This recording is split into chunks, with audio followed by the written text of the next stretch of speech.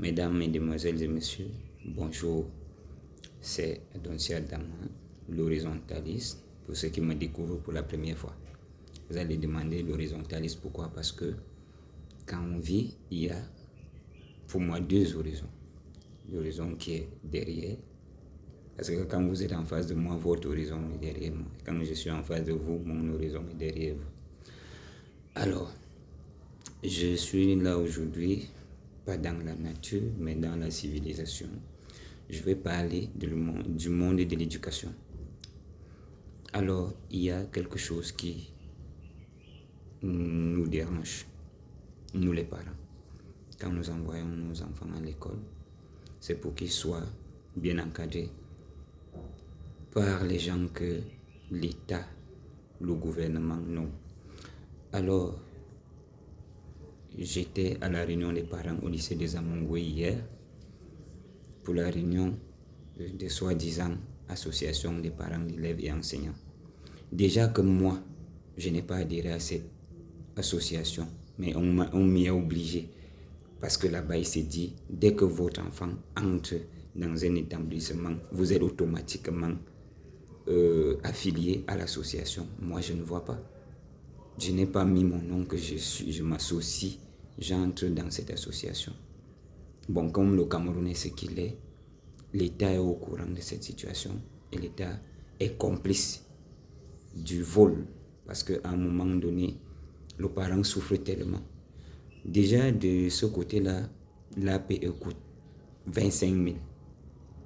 Ils nous disent que le lycée est en construction et l'État n'a pas les moyens pour construire. C'est plutôt les parents qui doivent construire l'établissement où leurs enfants doivent fréquenter.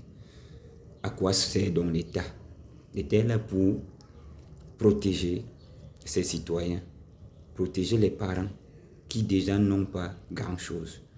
Parce qu'actuellement, l'APE, quand on vous donne le coupon qui fait inscrire votre enfant à l'école, vous allez voir APE 18 000 francs, informatique 5 000, photo 1 000 francs. L'autre qu'ils appellent le livret médical 1 000 francs. Et tout cela regroupé, ça donne 25 000. Je leur ai demandé hier si le livret médical est obligatoire, si le parent est obligé d'acheter le livret chaque année, étant donné que l'enfant a 7 ans à faire au lycée, est-ce qu'il aura 7 livrets médicaux? Le proviseur du lycée des Amongoué m'a dit oui, c'est obligatoire. C'est le ministère qui demande que ce soit automatique. Et il nous a dit si l'établissement a 1000 élèves, ça fait 1000 francs fois 1000 livrets médicaux, ça donne 1 million. Il nous a dit qu'il ne touche pas 5 francs dedans. C'est le ministère. C'est le ministère. Il n'a pas précisé où c'est le ministère de la Santé, où c'est le ministère de l'enseignement secondaire qui vend. Le ministère de l'enseignement secondaire a ouvert un comptoir de vente des livrets médicaux dans les lycées publics. Et c'est obligatoire. Alors, il faut comprendre que si votre enfant n'a pas payé le livret, il sera mis dehors. Je leur ai demandé, mon Dieu, dans quel monde, dans quel Cameroun? Il m'a dit, c'est ça. Le ministère demande que chaque année, chaque enfant ait le livret médical et c'est lui qui vend, et c'est le ministère qui vend les livrets médicaux. Vraiment, cher gouvernement, pourquoi vous êtes comme ça? Pourquoi le parent est étouffé? C'est nous qui devons construire les salles. Et le comble, c'est quoi? Quand bien même les frais de l'APE sont disponibles, il faut que le proviseur aille demander l'autorisation au ministère que j'ai envie de construire une salle. Et c'est le ministère qui doit donner l'autorisation, qui doit construire les salles.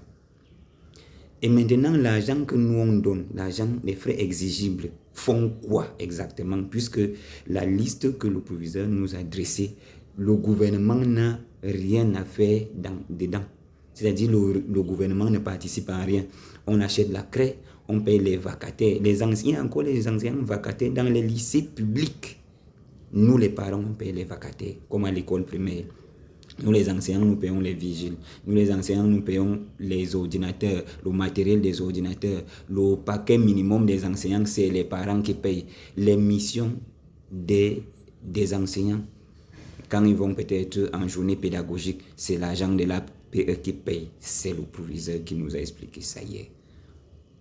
L'État sert à quoi? Le ministère, l'argent qui va au ministère va où? Ça sert à quoi? Quand le parent, lui, il a déjà tout payé. C'est le parent qui construit. C'est le parent qui construit les salles de classe. C'est lui qui met les tableaux. C'est lui qui met les bancs. À un moment donné, c'est de trop. Le parent n'en a pas assez jusque-là. Et le proviseur, je lui ai posé la question de savoir pourquoi les frais d'une association sont payables avant les frais de l'État, c'est-à-dire les frais exigibles. Il m'a dit que c'est comme ça. La norme établie, même le ministère, c'est qu'on paye d'abord l'APE avant de payer les frais exigibles.